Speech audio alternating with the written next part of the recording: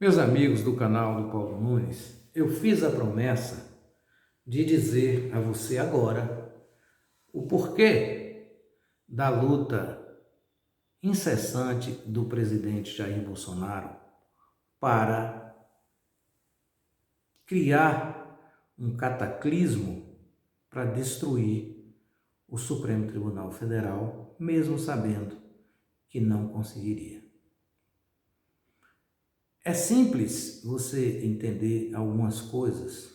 Outras coisas que parecem simples, de repente não são tão simples.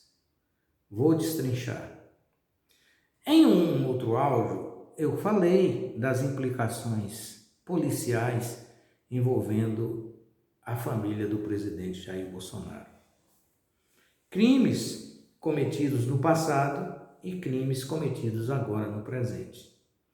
E que isso provoca em cada pai que quer fazer uma proteção errônea sobre seus filhos, de lutar, evidentemente, com quem possa puni-lo. Quem não conhece um pai que vai na escola reclamar do professor que deu uma nota baixa para o filho, quando seria mais fácil ele saber se o filho aprendeu a lição?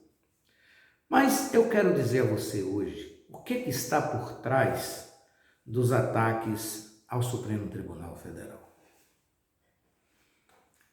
No Supremo Tribunal Federal, corre um processo chamado marco temporal. A maioria das pessoas não se interessam por política e por isso elas são comandadas por quem sabe um pouquinho delas e pode usar essa sapiência para a boa-fé e para a má-fé.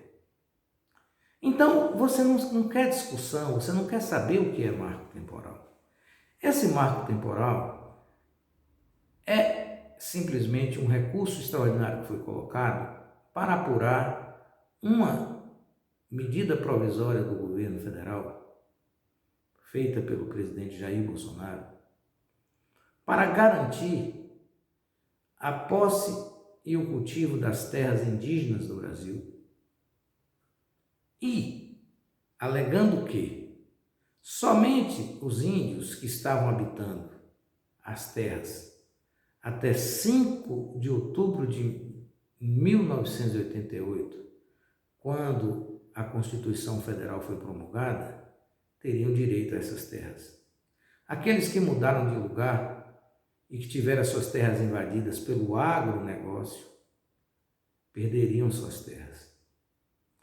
A maioria de vocês não sabe que os grandes proprietários de terra do Brasil, os mais ricos do agronegócio, plantaram e colheram durante a vida toda nas terras dos indígenas.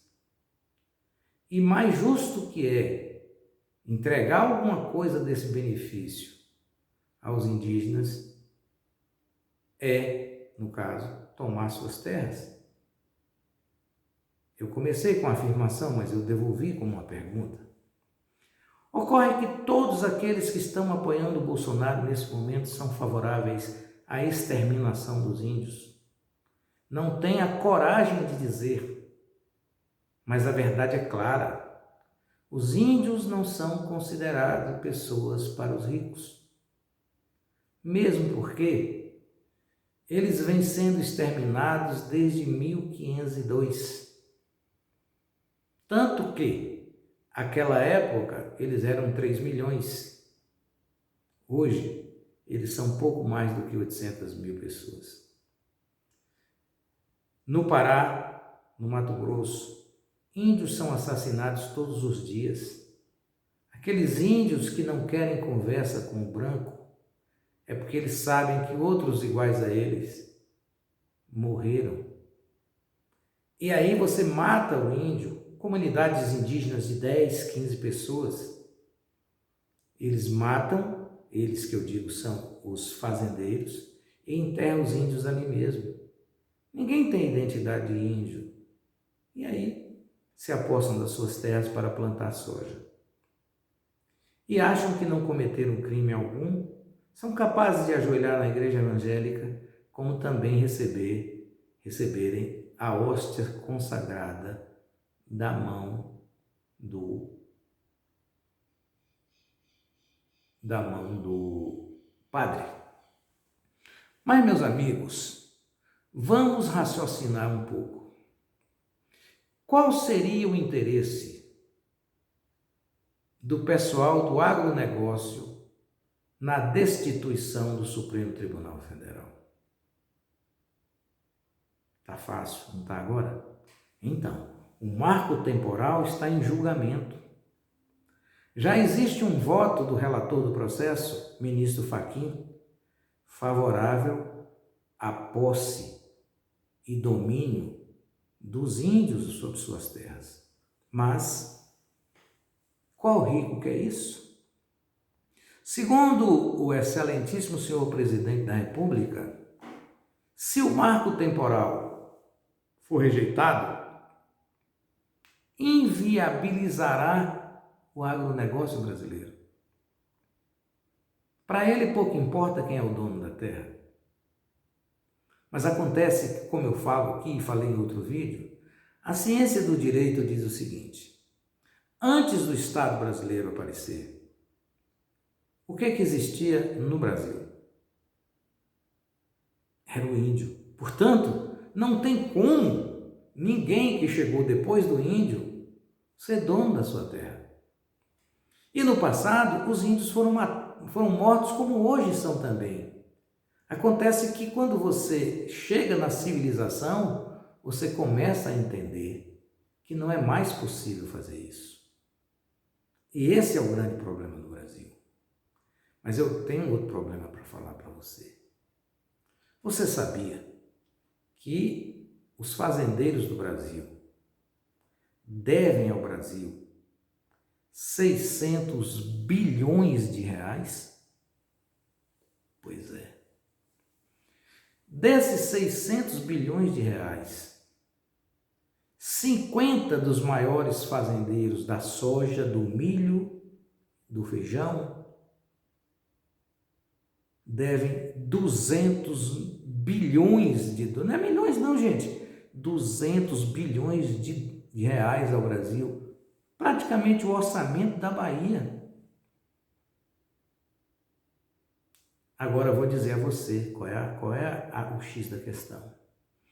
Esses 50 foram os que patrocinaram a ida de 150 mil pessoas a Brasília para tentar derrubar o Supremo Tribunal Federal, incentivados pelo presidente da República. Quando o Sérgio Reis falou, ele não mentiu. Todos são amigos de Jair Bolsonaro, vírgula. Jair Bolsonaro foi eleito com apoio desse pessoal. E por que eu disse que não era só a questão dos filhos malfeitores do presidente? É que o que se ganha na presidência da República? Notoriedade, nome na história, mas não se ganha dinheiro. Mas quando você sai da presidência da República e você é amigo íntimo do maior produtor de soja do Rio Grande do Sul, de Santa Catarina e do Paraná, você fica desamparado? Claro que não. Desde que você faça o que por ele? Você faça com que os 200 bilhões de reais que ele deve fique por conta do além. Aí está a verdadeira intenção. E o que é pior de tudo? Os caminhoneiros, eles são agregados a esses fazendeiros. Alguns são empregados e alguns carregam a soja, o milho, os fretes que eles carregam com esse pessoal. E aí eles saem em defesa desses patrões. Não é estranho? Muito estranho. Então significa o quê? Todos os caminhoneiros que pararam no Brasil receberam algum benefício desse pessoal. da soja, porque eles devem 600 milhões ao Brasil, 600 bilhões de dólares. O que seria 50, 60 milhões de reais para distribuir entre caminhoneiros, para que os caminhoneiros fizessem o serviço sujo e eles ficassem escondidos, viajando pelos seus aviões, frequentando as melhores coisas, e os caminhoneiros que fossem brigar. E se tivesse, como diz o presidente da República, tivesse que morrer inocente, paciência. Então, esse é o verdadeiro motivo. Não era destituir o Supremo Tribunal Federal. É admoestar o Supremo Tribunal Federal para que o Supremo Tribunal Federal vote favorável aos fazendeiros. Os senhores devem ter visto, e as senhoras, quando duas Hilux param ali no Mato Grosso e tocam fogo na casa de um índio. E o índio reclama, fala que não adianta tocar fogo, que a terra é dele, mas o que aconteceu? Tocaram fogo. Os senhores se lembram quando 5 jovens mataram um índio, lá em Brasília, tocando fogo nele? Eu não vou nem falar do começo de Vitória da Conquista, que os senhores conhecem a tragédia. Então, para você entender que Bolsonaro não está brigando com o Supremo Tribunal Federal apenas porque ele é um doido. Não. Ele é um desqualificado, mas ele tem juízo. Então, ele sabe que ele não tem condições de derrubar o Supremo Tribunal Federal. Mas se criar um cataclismo no país, as decisões do Supremo Tribunal Federal podem ser retardadas. Enquanto isso, o agronegócio avança mais e vai tomando mais terra de índio. A única vantagem que o índio tem é que ele não gosta de dinheiro. Então ele praticamente não perde o valor monetário das coisas. Ele quer a terra para viver. E poderia sim haver uma convivência entre o índio e o produtor do agronegócio, reservando uma parte e que uma parte fosse investida nos índios, mas não é para botar roupa, não é para dar relógio, não é para dar celular, é para manter as condições de vida necessárias a esse tipo de povo. Mas acontece que ninguém quer isso.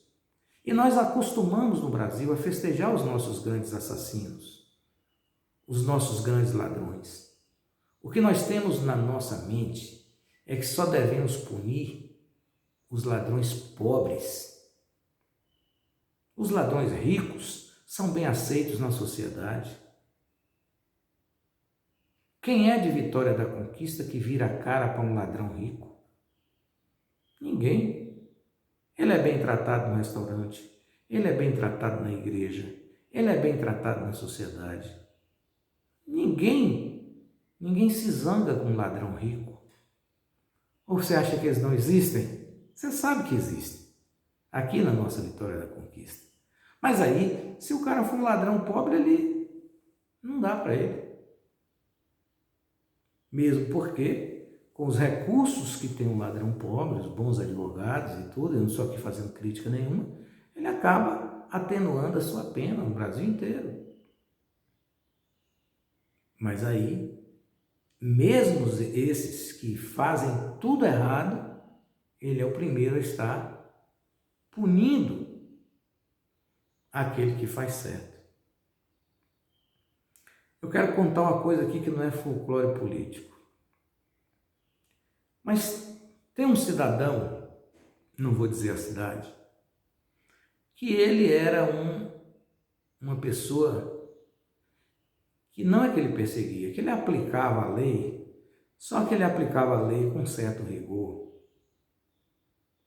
aos pobres pretos que roubavam uma bicicleta, uma sandália, um shampoo. Entretanto, esse cidadão roubava água da Embasa e energia da Coelba. E quando foi pego, ele se dirigiu à delegacia no seu próprio carro. Você me pergunta, onde está o processo dele? aconteceu nada com ele.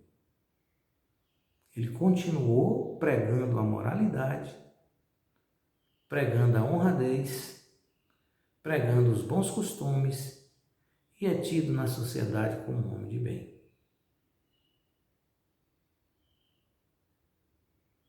Conheço outro, não vou dizer a cidade, que esse inovou, esse estava roubando esgoto.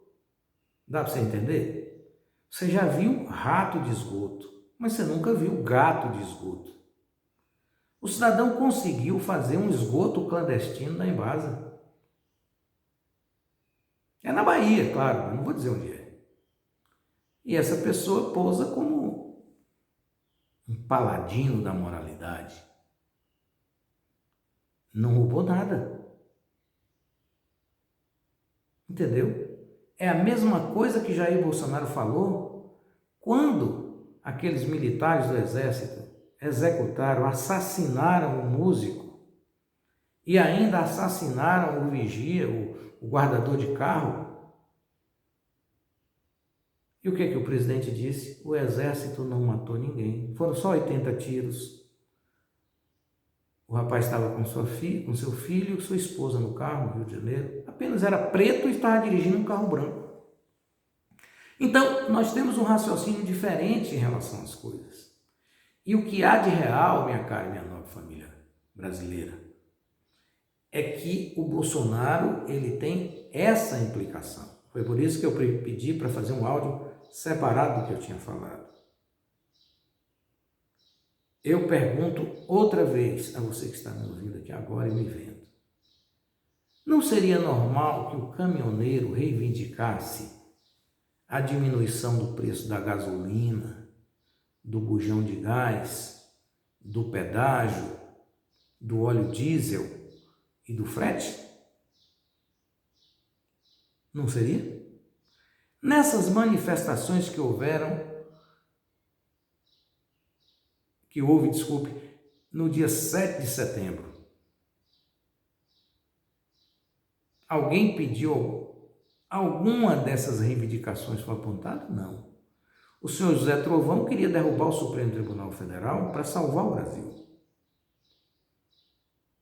Não é? O Silas Malafaia, esse estelionatário, que pede aos seus fiéis que tomem emprestado dinheiro com o cunhado, que peça dinheiro emprestado a um amigo para levar para a igreja, mesmo que essa pessoa esteja desempregada. Um homem desse é um estelionatário de quinta categoria. Ele também quer derrubar o Supremo Tribunal Federal. Por quê? Porque, em tese, o Supremo Tribunal Federal, um dia, mais cedo ou mais tarde, vai considerar estelionato o que ele faz na igreja dele. Mas o que ele faz na igreja dele, diz, o cara deu porque foi de vontade própria. Não. Você aproveita da mente fraca, do pessoal de pouco conhecimento e lesa o cidadão. Tanto é verdade isso, meus caros, minhas caras, que a pirâmide do Brasil, me passa aqui o nome, que foi feita, ela teve uma participação do mundo evangélico, assim, uma coisa estarrecedora, onde todos sabiam que estavam lesando o outro. Mas não é crime. Só os cabeças estão sendo presos e as pessoas que perderam o dinheiro também. É como minha mãe dizia, né? Diz que está viva ainda. Quem é apressado, queima a boca no mingau. Então, eu acho que agora eu consegui explicar qual é o verdadeiro interesse do presidente Jair Bolsonaro. E aí, no próximo vídeo, eu conto a você o porquê do pseudo-recuo. Qual é o interesse que ali está? Que não é o que vocês estão pensando. Pode ter certeza. Pelo menos, grande parte está pensando que é um caminho, mas o caminho não é. A verdade, eu vou contar para você, pelo menos sob o meu ponto de vista, em um próximo vídeo. ok? Bom dia.